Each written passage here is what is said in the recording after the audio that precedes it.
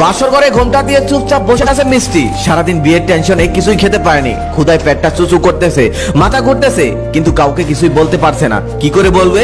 সবে মাত্র এই বাড়িতে আসলো, এখন কি কাউকে বলা যায় আমার ক্ষুধা লেগেছে, আমাকে খাবার দিন?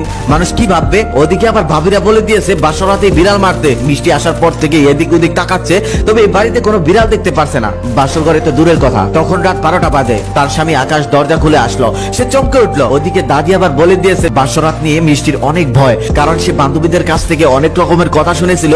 সেই কথাগুলো শুনে তার মনে ভয় ঢুকে গেছে। ঠিক তখনই আকাশ বলে উঠলো, এত মোটা শাড়ি পরে কতক্ষণ বসে থাকবে? আমি একটা সুতি শাড়ি এনে দিচ্ছি, সেটা পরে নাও। এই কথাটা শোনার পর মিষ্টি একটু স্বস্তি পেল, তার ভয় কিছুটা কমলো। তারপর আকাশ অন্য রুমে গিয়ে একটি সুতির শাড়ি এনে তাকে দিয়ে বলল, শাড়িটা চেঞ্জ করে নাও, আমি ততক্ষণে বাইরে থেকে আসতেছি। কিছুক্ষণ পর আকাশ ফিরে এলো, তার হাতে অনেকগুলো খাবার। ঘরে ঢুকে সে বলতেছে, আর বলো না, তোমাদের বাড়ি যে খাবার দিয়েছিল লজ্জায় সেই খাবার খেতে পারেনি, ক্ষুধার জ্বালায় পেটটা চুচু করতেছে। ওদিকে মিষ্টি কথাগুলো শুনে মুসকি মুসকি হাসতেছে। মিষ্টিরও তো একই অবস্থা, সারাদিন লজ্জায় কিছু খেতে পারেনি। তারপর আকাশ মিষ্টিকে খাইয়ে দিল, নিজেও খেলো। ততক্ষণে মিষ্টির বাসর রাত নিয়ে ভয়টা কিছুটা কমলো। তারপর সারা রাত তারা দুজনে গল্প করলো। সে রাতে অবশ্য মিষ্টি কিছু বলেনি, যা বলার আকাশই বলেছিল।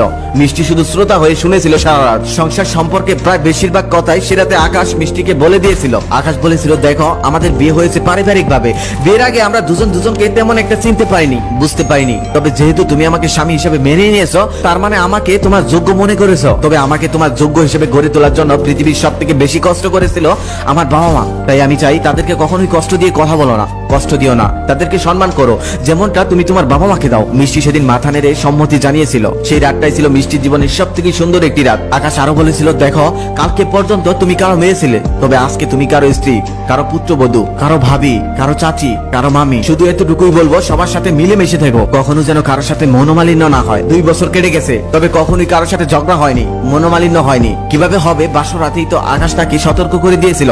সে রাত থেকেই মিষ্টি সতর্ক। মিষ্টি যখন রান্না করতে যায়, সমস্ত রান্না করলেও মিষ্টি লবণটা দেয় না। শাশুড়ি মাকে ডেকে বলে, আম্মা তরকারিতে লবণটা একটু দিয়ে যান। এজন্য তার শাশুড়ি হয়তো একটু চটান চটান করে বলে, এত বড় হয়েছ, তরকারি লবণটাই দিতে পারে না, আমি না থাকলে কি করে খাবে? মিষ্টি শুধু মুসকি মুসকি হাসে। এই অদ্ভুত কাজটা অবশ্য আকাশী মিষ্টিকে শিখিয়ে দিয়েছিল। মিষ্টি একদিন প্রশ্ন করেছিল, আমি তো তরকারিতে লবণ দিতে পারি, এই কাজটা করার কারণ কি? আকাশ তখন বলে, দেখো তুমি একটা অফিসে অনেকদিন যাবত কাজ করছো, হঠাৎ নতুন একজন মানুষের সমস্ত কাজ যদি তোমার কাছ থেকে কেড়ে নেয়, তোমার কেমন লাগবে? তোমার মনে হবে তোমার কোনো কাজ নেই, নিজেকে প্রতিবন্ধী মনে হবে, আর তোমার সেই লোকটার পিছনে লাগতে ইচ্ছে করবে। শুরু থেকেই মা এই সংসারের সমস্ত কাজ করতেন, এখন যদি তুমি সব কাজ নিয়ে নাও, মা নিজেকে অকর্মা মনে করবে এই সংসারে তার আর দরকার নেই, তখন তোমার পিছে লাগার চেষ্টা করবে। তাই ছোট্ট কাজ হলেও তাকে করতে দাও, সে যেন বুঝতে পারে এখনো তাকে ছাড়া এই সংসার চলে না। আরো একটা কথা, মেয়েদেরকে মা যতই গালাগালি করুক, বকাবকি করুক, মেয়েরা কিচ্ছু মনে করে না। কিন্তু শাশুড়ি মা যদি একটু এদিক থেকে সেদিক বলে, মেয়েরা রাগ করে, শাশুড়ি মাকে ঘৃণা করে। কিন্তু এমনটা করা ঠিক না। একটা কথা মনে রাখবে, মা শাশুড়ি একই রকম হয়। আরো একটা কথা, শাশুড়ির পছন্দের কাজগুলো করার চেষ্টা করো। আমার মা মাথায় তেল দিতে বেশি পছন্দ করে, মাঝে মাঝে তাকে তেল দিয়ে দাও। আমার মা গল্প করতে পছন্দ করে, তাই অবসর সময়ে মাকে গিয়ে বলো, মা একটা গল্প বলুন। সে যখন বউ হয়ে এসেছিল সেই গল্প শুনতে পারো, তাহলে তার স্মৃতিচারণ হবে, অনেক কিছু মনে পড়বে, বউদেরকে ভালোবাসবে। আর মানুষ বৃদ্ধ হয়ে গেলে একটু অন্যরকম হয়ে যায়, তাই তাদের সব কথাই কানে দিতে